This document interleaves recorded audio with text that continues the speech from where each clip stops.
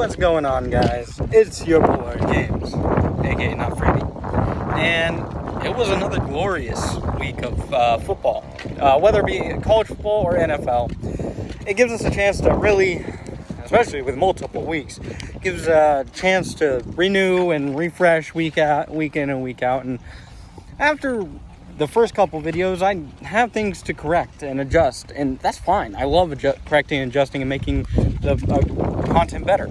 Something I really did leave out, and I didn't want to leave out initially when I did those videos initially, was the fact that I was keeping track of the score and keeping track of the average score differential for the home and the away.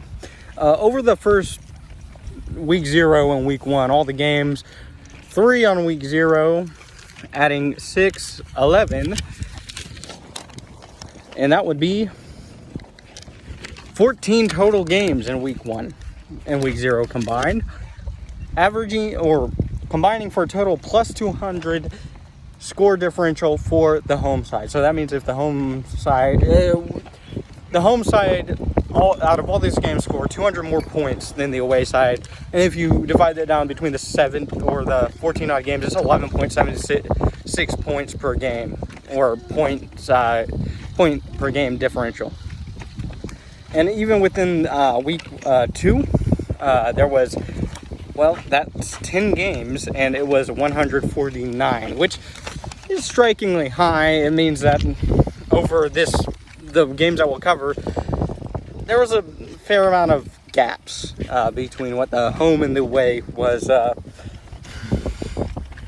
producing. And, you know, even beyond this, we look at the scope of what college football is doing this week, and this is a perfect opportunity for me to remind every Oklahoma State fan that when you cry broke, you get broke. 69-3 kind of get broke.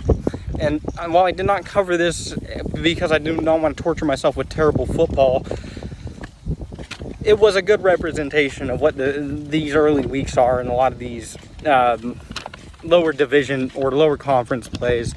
On Friday, I averaged a plus 25, which wasn't bad, but a plus 124 on a Saturday will pretty much even you back out to give you right about 150. And that's 14.9 average, so that's about 15 points per game. That's 5 field goals-ish is the differential. And I already got the slate set up for next week, and we'll go over that in the next video. But let's get into these reviews. I went over 12 games, 12 games, which will probably be around the average. 12 games, given the time slots and how I have to watch them, how I have to consume them, and how I break them down to make sense. And even with that, I've adapted the way I've written them down so I have more efficient space, so I'm not spending, if you look, my book, I write down all the stats. This half that's folded over was all before. Most of this is after. I'm using like a third of the amount of pages that I was before, just because I was making sure of like, man, why do I need to write it down the way I was, and why can't I be space efficient? The first game I covered was on Friday. Week 2 for me started off with the Maryland, Northern Illinois, because I would rather ignore the Chiefs getting beat against the Chargers. Week 1 in the NFL. As you can see, I'm a Buffalo fan, so the Chiefs part of it really got me clocked out. I've actually really clocked out the NFL. That's why I've dedicated myself to the college football game. All them floozy-ass penalties, as we like to say in the game. But Northern Illinois really didn't keep a hold. Well, I mean, it was a closer game than you would have imagined. It was 20-9. Northern Illinois losing. Northern Illinois always loves to play up to the competition. They're one of the very few MAC opponents, and one of the very few lower division opponents or lower conference opponents on non-Power 4 conference, as you would say, to be highly competitive. They're always really fighting above their weight and really keeping it close. Maryland, as a Big Ten team, is not like the greatest, but on the flip side, there are worse opponents in the Big 12. Josh Hulse went 14 for 22 for 91 yards. The rushing was where it was at. Javon Wright, 27 for 90. Tally Johnson, 10 attempts, 96 yards and a touchdown. Other than that, there was not a whole lot going on in the receiving game. On the other side, for Maryland, Malik Washington, 19 of 35, 254 yards and 2 touches. Not much going in the rushing game. Nolan Ray had 50 yards and DeJuan Williams had 20. But Dorian Fleming had one of the touchdowns, also had 70 yards on 4 receptions. On 2 receptions and 58 yards, Shalik Knotts also had a touchdown. It was a pretty, it was one of those games. It was 13-9 going into the fourth until about 9:27 remaining. A touchdown to Maryland. That would be the one for Knotts. Goes 42 yards and pretty much caps off what would have been a 17-9 game, a very close game. This is one of those Fridays where I had to sit there and look and say, man, there's more than one game. There's at least 4 games. The other game that really got me going, because it was very close coming out of half, and I actually was 14-7 right after the half. James Madison and Louisville, which ended 28-14 James Madison. Yes, eventually Louisville and the talent gap and the fact that James Madison is still, yes, a Sun Belt Conference team. They really punched above their weight and really made me want to watch this. And this is the very first week, or the very first game, a representation of where we get to see the multiple quarterback from like a lower conference team. Alonzo Barnett III, 15, a 25, 102, and a touchdown with 4 sacks. And Matthew Sluka, 3 for 535 and an interception. Matthew Sluka, though, was their two-way quarterback, which basically means that he was doing a lot of the running. He had 21 carries, 83 yards, and a touchdown. Honestly, this game went down to, Miller Moss on the other side on Louisville, 13 for 23, 151 yards and a touchdown. Isaac Brown, 12 carries, 104 yards, and a touchdown. Chris Bell on 4 receptions, 83 yards, and a touchdown as far as receiving is going. Fourth quarter, 78-yard touchdown to 78-yard Isaac Brown touchdown to make it 28-14 with about 3:44. And the other score, the one that really, I think the backbreaker was Barnett really got strip sacked in the end zone, which ended up making it 21. I think that made it 21-14.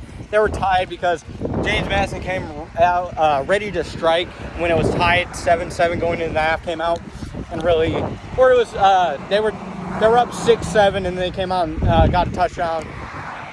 Immediately Louisville came back, got that strip sack after they tied it up, and then a touchdown after 78-yard touchdown run. And that's about it for that game. That game was a pretty fun game to watch. It really was the first time where I flexed into a spot, into a game, and really decided that game was going to be a game that I picked up on the fly.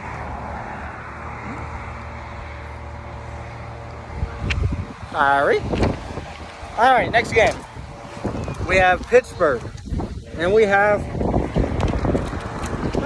Central Michigan. The second week in a row where I pick up Central Michigan after they got a close win, 16-14 against San Diego State. Last week, they come in and they want to face Pittsburgh. Pittsburgh, I'm not going to lie, not the greatest teams. Being a part of the ACC is much... there's a lot more of a stigma, but you're still facing against MAC competition. Unfortunately, MAC competition is, as far as what they bring in talent-wise, above the Sun Belt. Like they bring in less tiered talent than like the CUSA and the American Athletic Conference, and I'm pretty sure that just because of the names of the teams inside those conferences. But Pittsburgh won 45-17. Eli Holstein on Pittsburgh went 21-28, 304, 4 touchdowns, 1 interception.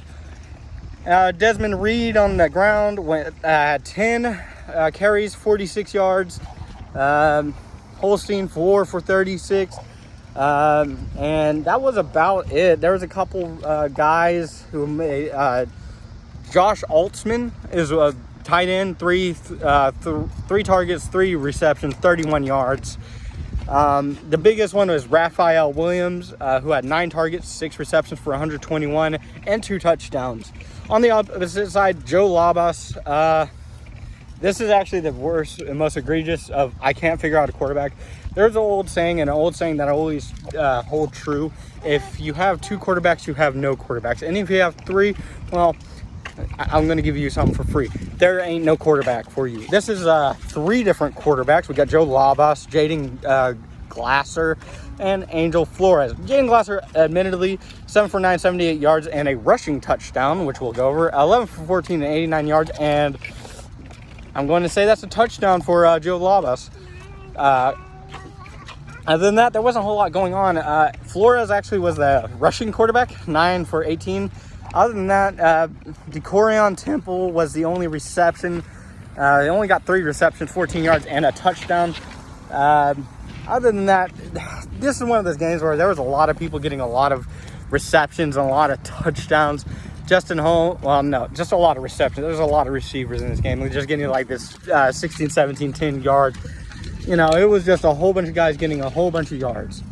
And so that game was pretty much, it was one of those ones where I was luckily able to put it down and ignore it for a little bit and really, you know, settle into the best game coming up of the day. I honestly think the next game that we're going to cover in the next video is going to be, if not the best game of the day, and that's one I wanted to highlight anyways.